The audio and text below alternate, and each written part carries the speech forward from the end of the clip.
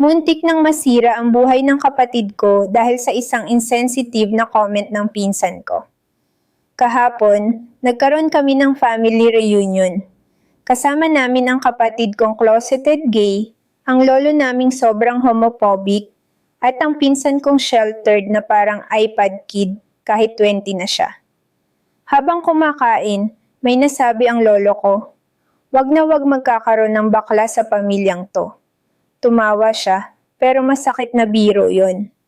Tapos biglang sabi ng pinsan ko, "Meron lolo, yung naka-green," at tumawa siya.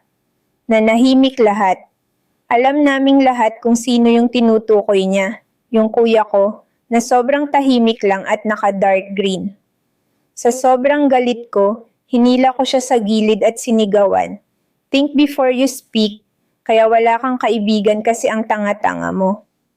Overlay text. I lost my composure. Was I wrong? Alam kong hindi tama ang ginawa ko. Pero sobrang galit at takot lang ang naramdaman ko para sa kuya ko. My lolo is extremely homophobic. Hindi lang salita, may history siya ng pananakit.